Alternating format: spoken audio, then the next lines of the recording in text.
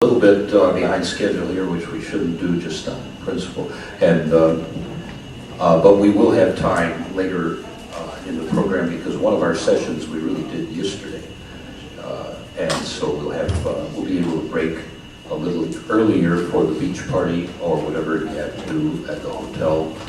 And there are a few points here I need to make. The evaluation sheets, speaker evaluation sheets, the materials in your kit. These are important for us in planning the next conference and in understanding which talks really struck a chord, and so we like to know that. Please do the speaker evaluation sheets. It includes things on the hotel, the location. One of the things we want to discuss, in fact, this year we held it here at Roosevelt. Last year we were at the hotel. Number of people have said it's better here. A number of people have said no, it's better to be in a hotel in case it's raining, and all that, which we were lucky this year in spite of the rain. So if you have any comments on that, please make them. The problem with a hotel is it's the one we had that we could afford is, that I tried to keep the costs very low for the attendees coming to a major city downtown area instead of sticking you out in the boondocks at $75 a night, and then you're not really in Chicago. You're at O'Hare Airport, and I don't see that. So our problem is either we have a too small a room, or if we get a hotel with a big room, it's going to cost $200 per night, basically in the downtown area. And this may be the solution. Now, we may focus more on the Travel Lodge next year, which is just a block away. Several people have stayed there this year because we used up our blocked rooms at the Essex.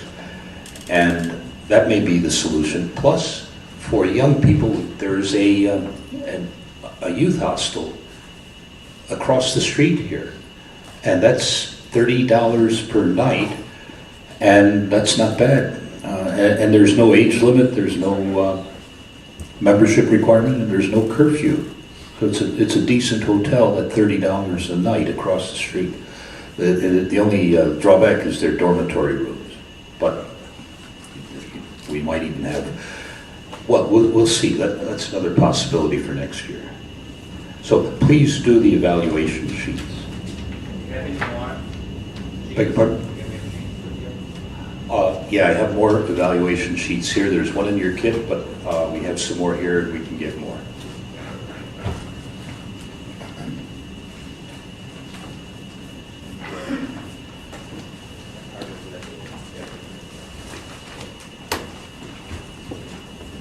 And you can be as brutal as you want on those evaluation sheets.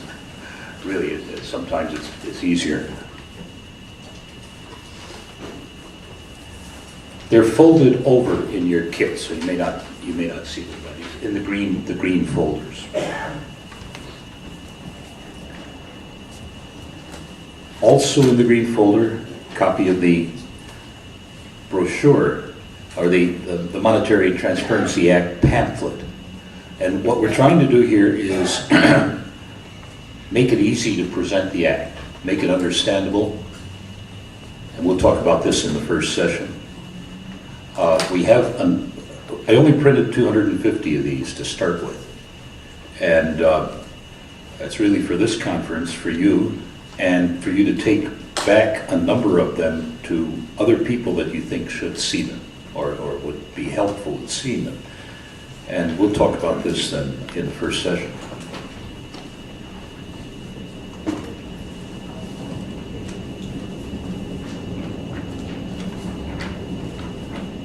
You want the, yeah.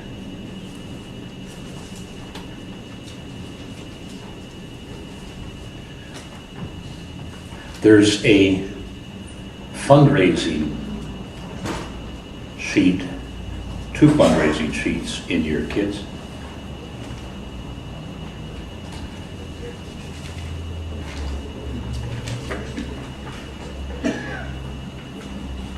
And maybe this is the right time. Well, I think any time might be the right time for this.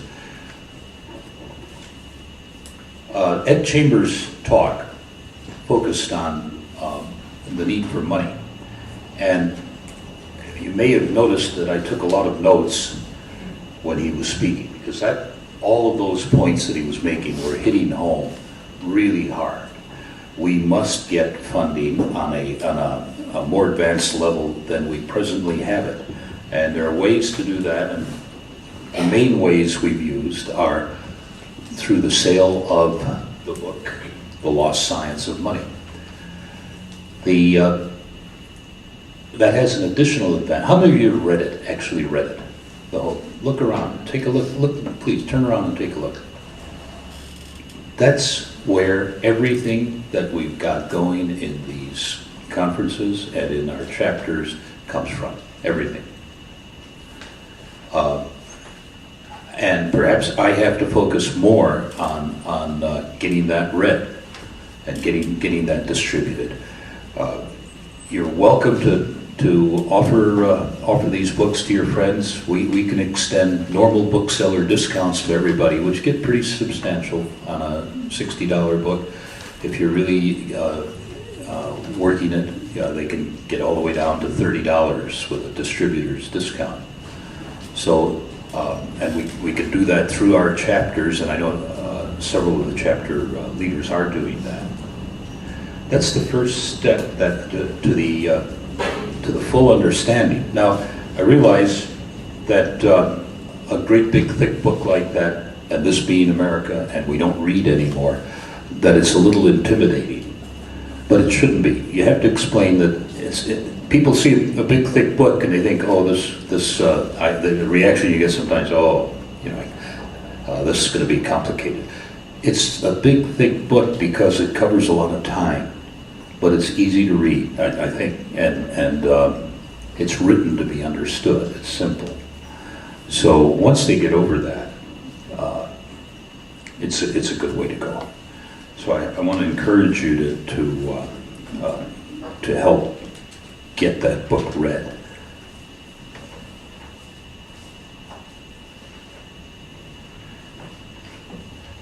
There is in your kit a form for renewing the annual sustaining membership, and that's at various levels. Everybody find that? Can you pull that out of the green kit?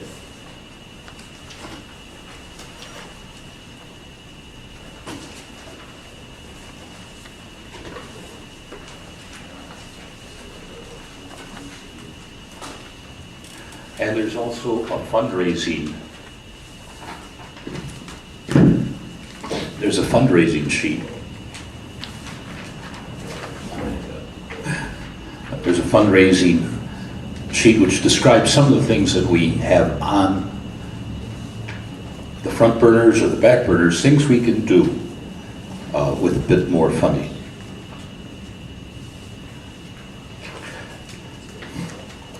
I want to ask all of you to consider renewing your support to the AMI on this sheet after this conference or at this conference. And this fundraising drive, which goes over the next few months, seeks to raise, I think we said $60,000, or we're aiming to raise $48,000 by year end 2006. When I wrote this, that averaged $6,000 a month. Hasn't happened yet. And then an additional budget of $72,000 for 2007. We're talking here about pennies, and yet we don't have them. So it becomes a huge thing. Money becomes important when you don't have it. And we've got these things that we can do, that we're ready to do. But we need to find sources of funding. The most direct is through the people, the membership, and that's why we have to keep building that membership. In this fundraising drive, I've been told I can announce that the Krajewicz family is donating $1,000, or pledging at this point to donate $1,000 into this tribe. And William Kragovich is here, and he, thank you.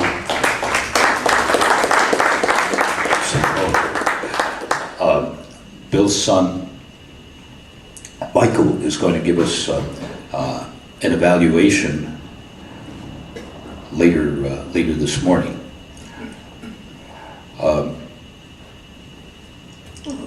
I'm hoping that gets this started. It's there as you can see. I don't know how to raise funds, and if there are those among you who do, you can just jump in and help. So I just had to stress to you that that's important. These conferences now, if we go from the number we have to just, I would say the break-even point on the conference is probably about 85, 90 people, and we break even. Otherwise, we go into debt with these conferences, in spite of the fact that our speakers are actually helping to pay for it. So it's so important to get the attendance up over 100. At that point, we don't have to rush around and do our own catering. We can simply tell the caterer what to do. We'll have more time. The whole thing will be much more relaxed. And we really need it to be much more relaxed. The people have told me that we needed a bit more time in between events too. Any suggestions like that you have are most welcome.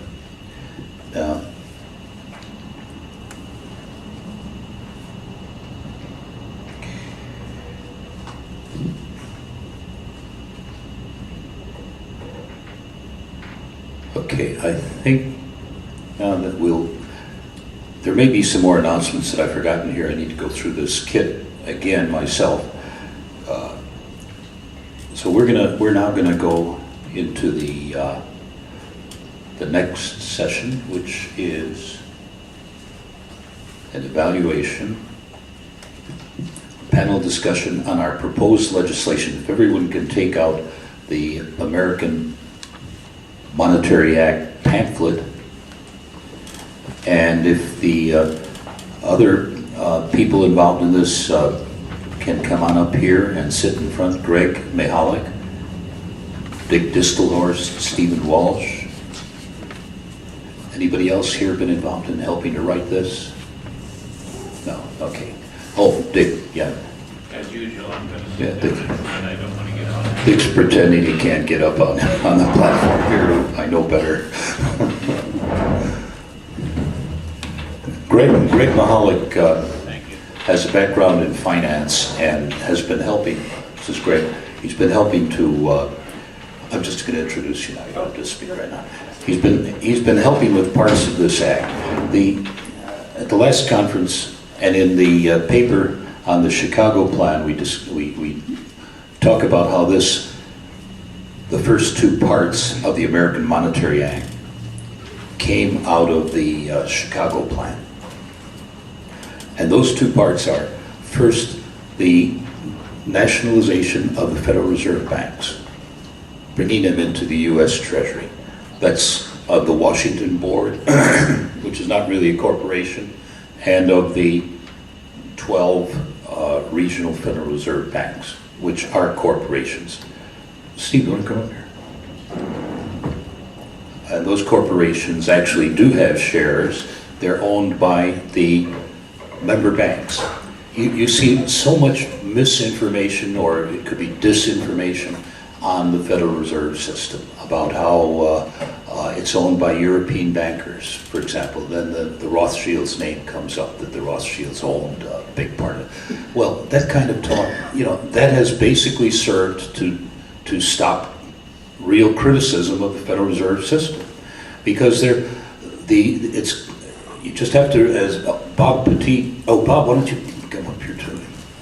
As Bob Poteat has pointed out, and he's actually read these laws word for word.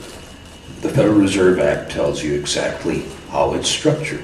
Now, most of us think, read the Federal Reserve Act, my God, it's 10 pages, 15 pages of legal whatever. So nobody reads it. And so you get the disinformation out there, and it seems as soon as somebody asserts something, oh, It's on my website along with Modern Money Mechanics and several hundred other things. You can read the whole text there. it's an excellent website. So yeah, an assertion is made. People think, oh, they wouldn't say that if it wasn't true. You see a lot of that going on. Learn how to evaluate evidence. Become a bit critical. Demand evidence. Now, in that case, the Federal Reserve Bank in Washington does not even have shares.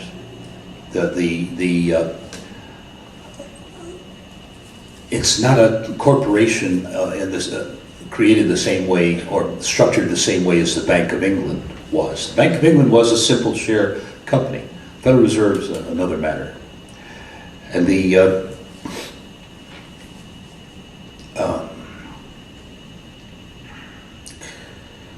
so, I'm sorry, my train of thought. I was looking for Ken Palmerton after I said the Bank of England. He knows so much about it, and I see he's not in the room, but I don't know where he is. I just saw him at the hotel a few minutes ago. All right, so that Federal Reserve Act's been amended several times since it started, but basically what we have is a system that's owned by the member banks, but it's not the ownership that is the key, it's the control. The control is much more important. And in another sense, it's not even the interest payments that are the dominant. They're a huge problem, as I mentioned earlier. But an even bigger problem is where the money goes. Does it go into infrastructure and levies, or does it go into gambling? And that difference will determine where the society will go. So, the first part of the Monetary Transparency Act, and you need all three parts to make it work. First part, this Fed gets, now the fellow helping us from the people in the Treasury who helped us with this, thought that should be paid for. When it's nationalized, the shares should be bought, whatever they're worth, just as a matter of let's do it in that way. We can afford it because we're going to print the money. And so in the nationalization of it, it's done properly. It goes within the U.S. Treasury. And what I think we can do here is, if you'll pull out this act, I'll go through sections, or we'll all go through sections of it.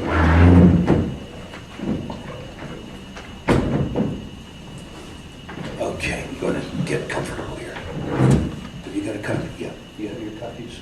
Good, okay.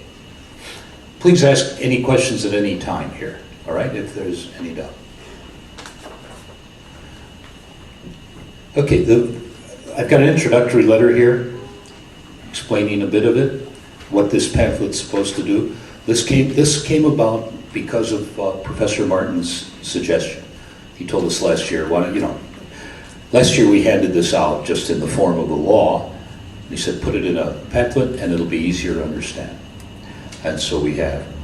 And we start with this preface. Why monetary reform? The need for monetary reform. We go through the various, some of the background on that, and give an example of the difference it would make in terms of the what happened in New Orleans.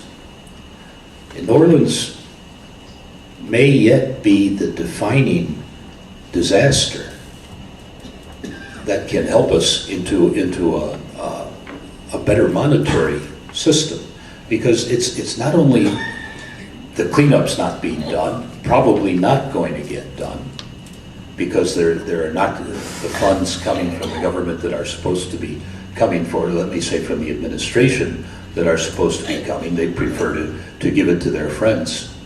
And if they can find ways to rebuild New Orleans by giving the money to their friends, then it might happen. Otherwise, I wouldn't count on it. Now, so it's not just in repairing the damage But the chances are that if a proper money system had been in existence, you would not have had the levies being breached. We knew that they had to be fixed. The estimates were in there. I saw them. How many of you saw the public television show on the looming disaster in New Orleans that you saw? That occurred like 2 years before the disaster did. In video, and that's how we understand things in America. So we understood it. It was clear that this was a potential disaster, and yet nothing could be done. Had you had the money available through a monetary system that could have channeled the nation's power into the unemployed people there, using the resources that we already have. We had the need, we had the resources, we had the labor. Could have been done. We didn't have the will because we didn't have the knowledge that we had the money to do it. So, okay. Yeah. In the very first sentence, Hold on, good. Can we get a... I can just speak. Okay, it's just speak. If you can all just speak loud like that, we'll be in fine shape. In the very microphone's first a pain. sentence that is in boldface, how does monetary reform move humanity back from the brink of nuclear disaster? I'm not clear about that. Okay, that's a good point. We need to explain it in the brochure. And by the way, we have room. We have 2 pages of room in this brochure to add things in. I'll mention here how it does it. It would remove the motivation, much of the motivation for warfare. The only kind of war, you wouldn't have warfare designed for financial gain. The only kind of warfare you'd still have would be the real warfare of people's moving across the earth and then running into conflict. You know, there are times when you have real, but when you have financial war to support an arms industry or to support the banking sector through the debt that the country goes into, that part would be removed. So is that the kind of answer that would work in here? Or I think that if there's, I didn't see, maybe you have a paragraph. No, you're right. You're right. A little paragraph that explains how it will reduce Good. war might be. Very good. Need a pen. Need a pen. Oh. Any more? Just interrupt anytime. Yeah, Ken. Okay, I agree with him on that. I think that's a little too harsh, too much of a reach to try to think that we're going to overcome nuclear war, even though we may and help a lot towards doing just that. But I think it may be looked at as, wow, you've gone overboard on that statement. We could take nuclear disaster out of that. You think we should take nuclear disaster out, huh? The term disaster is much Just use broader war. than war. Just use And war. So nuclear war is what your answer explained. Disaster has to do with disarmament and, ending nuclear power. I mean, all sorts of disasters can come from nuclear-related accidents.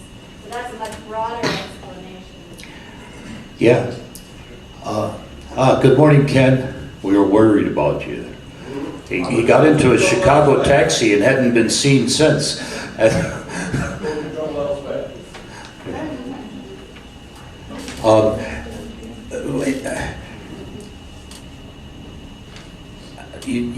How many people want me to remove nuclear warfare? Oh my God. I really hit a bad one there. Huh? I walk on Oak Street Beach, where we're going to be later, and I see our skyscrapers there in a semicircle around this beautiful beach, and I can just imagine them as, piles of steel structures with everything destroyed, and it scares me. That's why I put it in there. Okay, well, consider it.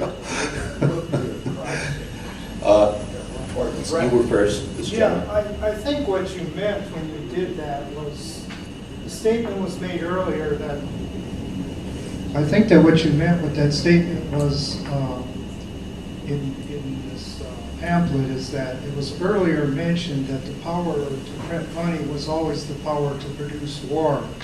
And that's pretty much my understanding of history. And you got nuclear in there, and of course today a lot of countries already have it. And that's really what the question is, that we can't stop the nuclear part See. because it's already here. Here's the thing, this is aimed at Americans because we have to solve the problem here. We have a worldwide problem that comes out of here mainly. And if you can solve it here, we solve 9/10 of it everywhere else. Americans aren't worried about war.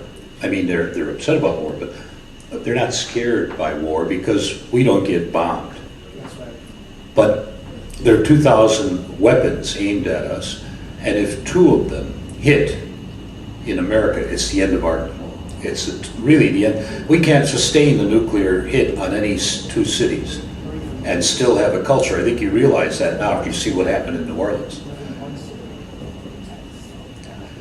Steve, why don't you make the decision who speaks? You know? It seems to me that it's not that it wouldn't stop nuclear war, but just that you jumped right into that without, for a new reader, they don't understand what's connected. That's Professor Martin's point. Explain it. So you could just say to move humanity back or away from a future dominated by fraud and warfare toward a world of, I think I'd leave out beauty too, because that's not obvious, and say something more like abundance for all, or something. People came into our conference because we had that word in there.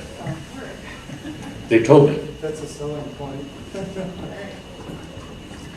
If you're going to leave that in there, then I really think that you The need nuclear warfare or the Yes. beauty book. Then, well, either one of them. Okay. Then you really need to explain in detail exactly how that really is going to work. And to me, that goes beyond what it is that what it is that the organization is really trying to do. And I agree with you that, yeah, there's no question about it. I mean, that's a serious problem, but you don't want to reach further than you really can. It does make the solution maybe more possible, but I think essentially, I think she really had pretty close to the right idea as to how to rephrase it.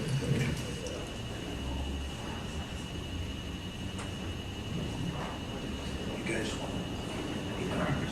Perhaps we the can, anti-war guys just.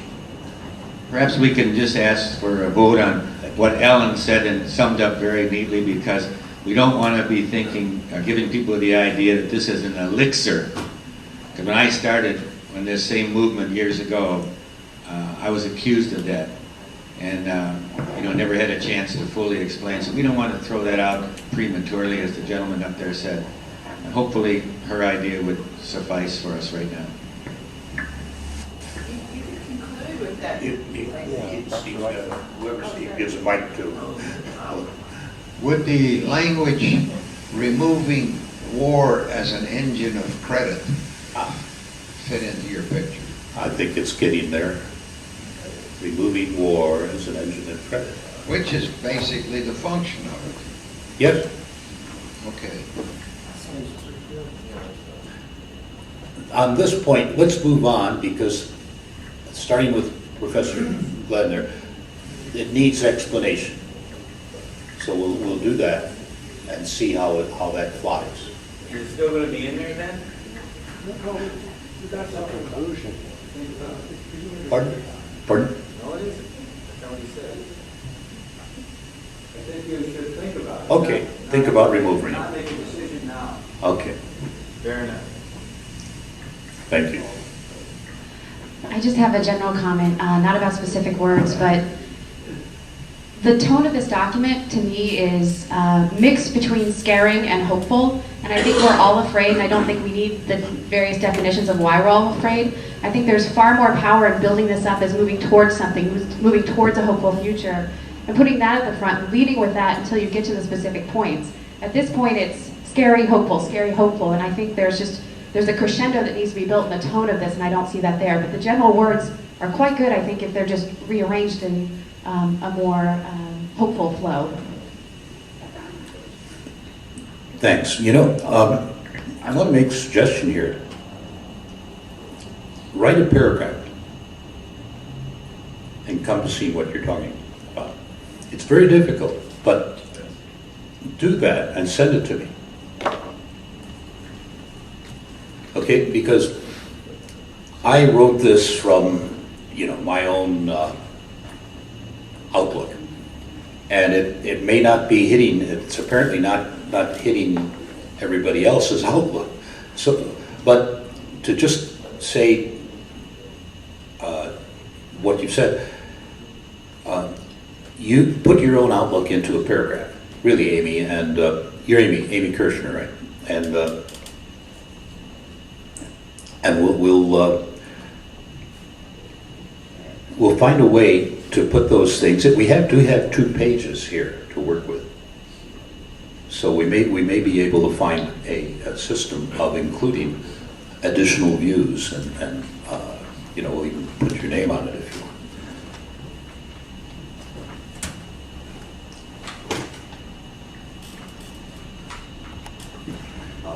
I'm wondering about the expression monetary reform. That leaves people wondering what it is specifically that is being proposed here. And what we're trying to do, it seems to me, is return the control of money creation to the government. And for me, that resonates well with getting right away, letting people know, hey, it's not in our control. The government is not in control of money. It needs to be, and that's the fundamental thing we're trying to do. Absolutely. A lot of these things are in here. They're actually part of what's written in the reason that's the reason that I started it there instead of starting it here. That it's got that. There are 2 pages of some of those arguments, but if they're not doing it enough, we can always keep improving this. And so, you know what? Maybe if you would also, not right now, but at home, actually read through this whole thing and mark it, and send them back. Photocopy it, send it back, and then we'll be able to do that. You've got it. You have it in the very beginning of the American Monetary Act, Yeah. right? Yeah. And I'm thinking if that was the first sentence, not necessarily those exact words, but right away, so people, what's in their mind is, hey, we've got to restore the constitutional power to the government. You're right. We have it in there already. It's right at the beginning of the act. So, what more do you want? Put it at the beginning of the explanation. Okay. All right. Can we go to the any more comments on the preface? Fine, but mail them in. Now let's get into the act itself, because that's really the focus of I'd like to make a comment, Stephen, on the introduction to this, and I would like Ed Chambers to monitor my words. Who? Ed, from yesterday. Oh, from yesterday. But he's not here right now. Okay. What he has learned, and I'm trying to learn from people like him, is that that's why we brought it in for you. Sentences get read. That's pretty basic. Long sentences don't get read by most people, even if they have a high school education. 8 words or 10 words at the outside. So if you take that criteria, then a lot of this is at risk.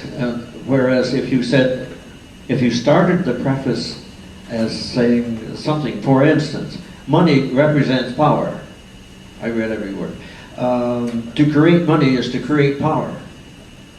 That's true. Write it up. And so on. And this style, write it up how for it us. happens. Don't here's what's wrong with be that. shy. Here's what we could do.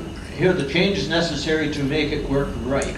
That's what we had tried to do, and it took 2 pages. Yeah. We were told in Washington, got to get it on 1 page. Yeah, who said that? Me. Yeah, I told you too, right? The same thing. You need to get this on 1 page. My first reaction is, what? we're dealing with a complicated problem here. You guys want us to get it on one page. And it took 736 pages to describe. So, okay, we can do it, but. So we got it down to two pages. And then I had to do a third supplementary page, which is not here. You're not the guy to do it then. Pardon? You're not the guy to do it then. Okay, fine. We'll get some other unpaid writer who will do this for us. Delegate. Ken's a wonderful writer. Yeah, you, Palmerton. Yeah. There are, can you hear me? Can you hear me now? Yeah. At the beginning, you have the Act to restore the constitutional power to create money to the Congress of the United States. I would like to add there, because it's very important, and in reading Congressman Jerry Voorhees' book, he really made this outstanding to me, and that is to regulate the value thereof, because... Well, that's in another, it comes a bit... I know, but I'm just saying that I believe that should be at the top, because I know the lawyers. The lawyers will equivocate. They will say it says coin money. Well, anybody can coin money, and you do coin money. You coin coins. But to regulate the value is really the key, I believe, to monetary control. Not the coining, but the controlling the value. All right. Now, we're not yet past the first sentence of the actual act, and I think we have to do this, and I'm doing this wrong, right, Glenn? How should I go through the act as it is, and then ask for you to make adjustments, whatever, on the paper and send it back? Would that be a good way to do it? And remember, the length of this thing has to be limited. It has to be limited. And remember, as you write, that it's not, they shouldn't be repeating things over and over within it. It's got to, you get one time to write that one sentence that people won't read in America. So, but get into it and you'll see the difficulty immediately of putting something like this together in a short way. Here, Kim. Here, Dave.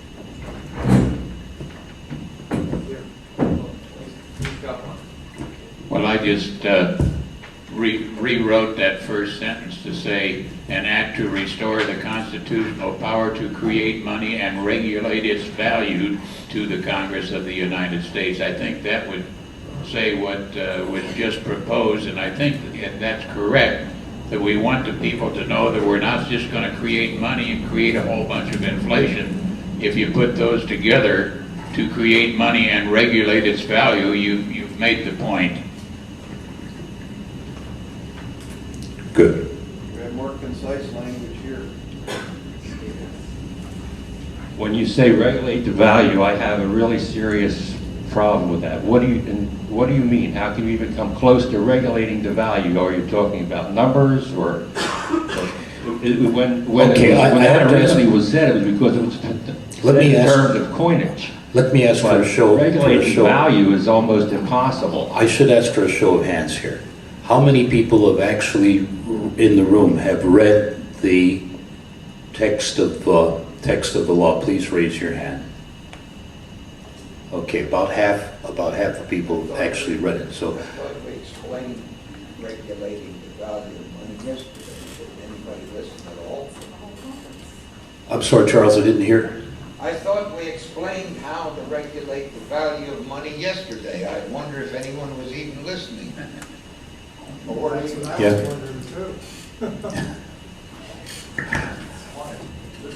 Yeah, but we're trying to get, okay. Did you want to? Hell. I'm going to put my 2 cents worth in for everybody writing up their own comments and sending it back, because we could beat this first sentence to death. I don't even like the language of restoring. It's never been taken away. It's Congress has simply abandoned their power to do it. That's all there is. It hasn't been taken away from them. So restoring, doesn't work for me either, so. Return? No, that's not the language. No, we got language. You want to hear it?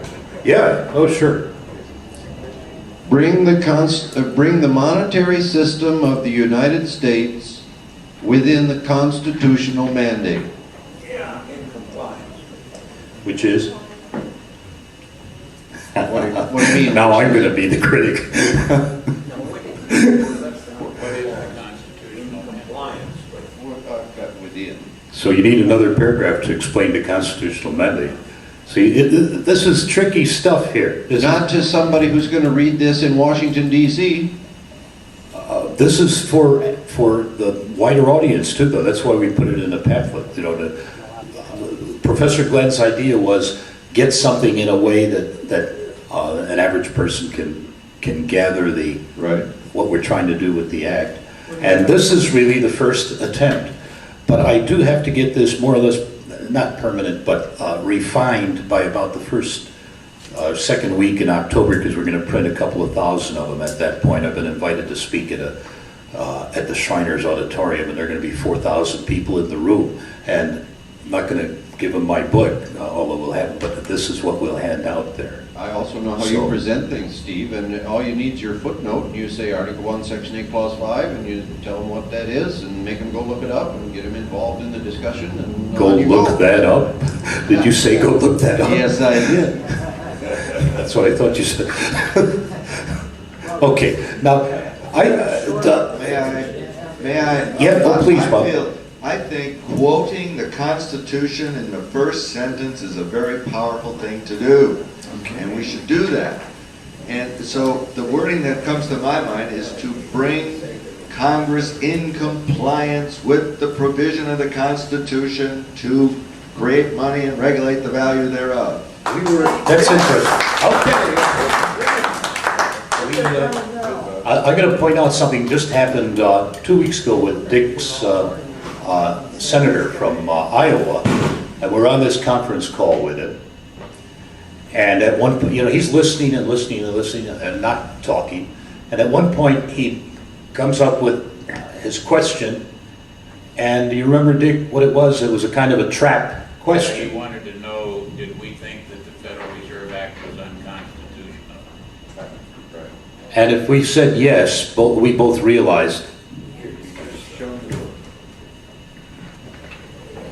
He asked the question, that was the only question he asked, and he was non-committal on everything, and I'm still going to try and get him to come to Burlington and talk to us, but what he asked was, do you think the Federal Reserve Act is unconstitutional?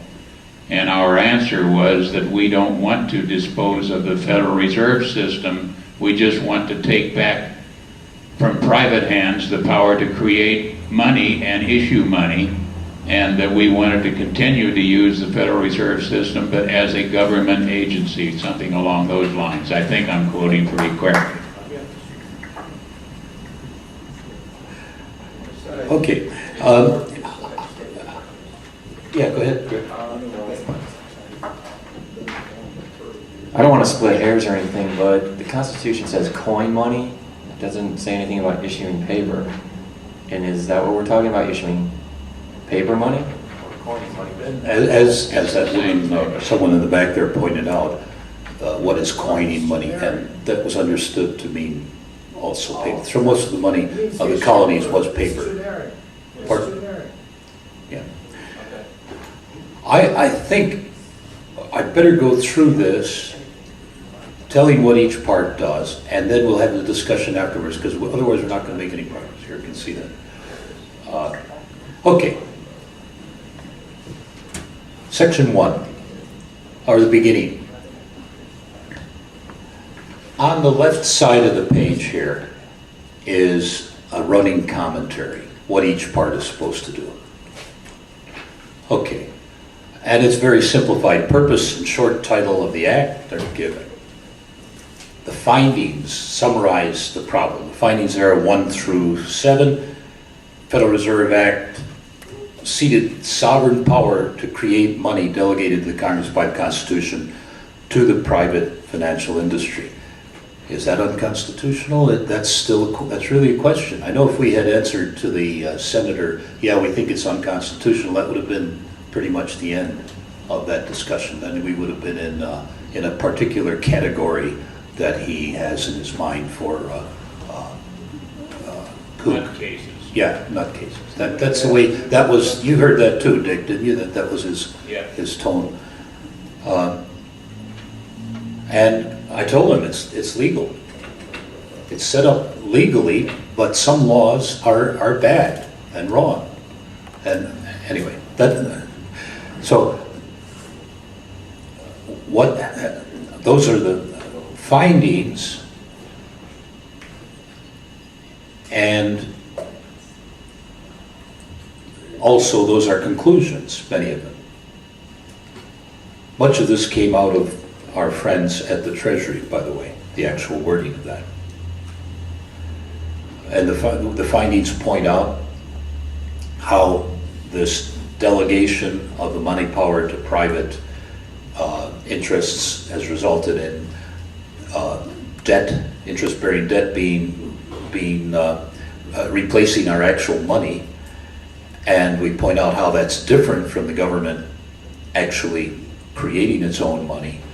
And two of the advantages. First, the advantage of the government money, that there's no interest burden. And second, it's the bigger question than the interest is, where does the money go? The control. The control is always the key, because even with a lousy, horrible money system, privately controlled, gathering interest, even then if they put it into good stuff, the effects would be quite different for a long time. And eventually I think it would still run up totally, go exponential, but the key is the control for us. That's what led to New Orleans. That's what led to Iraq. And we see the road down to Iran, and that's why I have nuclear in there, because we know that's a nuclear situation. We don't even have the troops to invade Iran. Nobody has. So, okay. Then a solution is described. Numbers 5 and 6. We point out which ones to read for the solution. The objectives are outlined, and so on. Now, the first question you're going to get with people is, what do you mean the Federal Reserve is part of our government? We've seen that over and over again. People think the Fed is a part of the government, and so we give the background. The Fed is private, and we present enough of the evidence that people can see that makes sense, and it is private. That's the reason that's there. People think that the government creates the money now. We point out that's not the case. And then we point out an effect of it, it's transferred this wealth and power. President Martin Van Buren's an interesting guy, and I have to recommend a book to you. It's called The Origin of Political Parties in the United States by former President Martin Van Buren. It's simply the best book on American politics ever written, ever. And it applies to today. It was published in 1860, posthumously. Van Buren went to visit with Jefferson before Jefferson died, to ask him, get the whole picture of what happened at the time of the Revolution and later. And Van Buren always referred to the money power in capital letters, whenever he wrote it. So we have that in there. All right, this thing is divided into titles. That's just, each title is supposed to cover a different area. Title 1. Steve, would you, I want to apologize for interrupting you. No. And also for not realizing my concerns before now. I feel like this is like a crucible. You know, we're in a crucible here because we have everybody here focused on it. And I did not focus on it in the same way that I'm focusing on it now, before now. Oh, don't apologize. Well, I feel like I need to, because I should have raised these things before. Because I want to go back to the title of the act. Oh, okay. All right? Go ahead. I want to suggest we call it the United States Money Act. not American. You know, there's a lot of Americans that aren't from the United States. Okay? And when monetary sort of says it's about money, but to say United States money, we want United States money. We do not have United States money. We have Federal Reserve money. Every person in this room, you know, at the one time whole in idea. their life, Hey, it's not United States money. We want United States money. Whoa. See what I mean? That you're talking if we about get something that right out there, right up front. What do you mean United States money? We don't have United States money. We've got private money. You know, the structure of money is built in a society. But it also, because we take this position, it also gives us the ability to... Thanks, Bob. Steve, that's why I can stand here and why not make it the United States dollar? Because I found out the truth. The truth is you can take a stand. And if you're willing to do that, you come to a new condition where you create new possibilities, not just for yourself, but for others as well. States Dollar Act. What I did, I'm writing all these ideas can do, down, and then if they realize I don't know that it's how possible we'll to go do it. from there, but at least we'll have them in front of us as You know, possibilities. offices are temporary. No one holds an office forever. But the human heart... Does anyone have it's timeless. questions Integrity is about timeless. actual parts Stand for of something the that act? inspires others to do the same I guess thing. the So this term group here maybe... Does has anyone such see enormous potential. anything in the act that is unworkable? Don't ever doubt the ability of each person here to change the world. Each person here, with your integrity, with your understanding, with your insight, with your willingness to say what you think, despite what others might say. What I think is unworkable is that 100% reserve solution. What I don't understand is, after, I wanted to share that are you story going to, with every time somebody wants a loan, because it let's ties say in you all want a the loan themes for your house, to buy a of the house. undue influence of So you go capital, to the bank monopoly doesn't power, have the money, of the they would attempt to have crush to the borrow it public from the interest. government. Is the But government then occasionally going we to get issue the the money chance for to your take a loan? stand. Are you going to have to go to What do Congress we to do? get approval Change for it this all. advance of money? It So, seems to me that I money want should to be created ask as you credit. for a few We moments. I'm going to ask should, it Elizabeth. should be Did the you wanna- consumer who determines you wanna how add much money anything is out to- there, and the consumer, You know, if the consumer needs this money, partnership the consumer that should I be am, able to get the credit that and Elizabeth interest, and I have but put the together here interest is should go something to the that government, enables not me to the do what I bank. do It seems to me that it would work in a better more powerful way than I've really ever been to able to leave do the it banking system in the past. exactly as it is and But turn the thank stock you. over to the government. And you can do that by either showing that the banks are already bankrupt technically. Because it's or been said by buying them out, before, which we by don't my do anything alone. calculations would take about 1.7 We do nothing alone. And now you're So all that- a so part, it'd be we're like- all a part of each other's journey. Each of us. Well, is you now could a part allow of each private other's banks, journey. but I don't think they're going to So want to let's do it. move But you forward could- If you nationalize, with you just, indomitable you need a courage, government banking system. It seems to be with like a the willingness province of to Pennsylvania stand up had, and where speak the out, loan office was to a public in the words of institution. in the words of Shelley And in then the interest Prometheus would go back to Unbound, the government, would all circulate to nicely. defy You could power issue which that seems money omnipotent. again for public services, and That's so where you there is wouldn't joy have and hope. impossible contract problem where you would always be lending more money than, less money than you required back. The government would have the power to issue the extra money, just as you're saying, to Hi pay everyone, for I'm not going to speak for long, program. but I think from what Dennis has said, there really is so much hope in this room. We're not only theorists, Well, the only thing we that I are would say people on who that live in is, society. Ellen, There are people around us you who keep give making the charity assumption in that our the everyday banks, lives. if we We go don't into have to talk about 100% heavy reserve, aspects would of have what no we money do to lend. in its They would theory. just We not really be able talk to about create things, money in the see form of checking opportunities, account talk about deposits. position, All of their relate savings to account everybody else's deposits and life. CD deposits The to all speaker the that time Dennis was talking deposits about have been around lent this and afternoon, could be lent again if challenged they, my opinion when they in some receive way. more deposits. Because he said that So we we're have not to- taking we'll always have away to come up against the conflict. power of the banks to Being a make principal loans. government, We're taking away the power of the banks to create private money.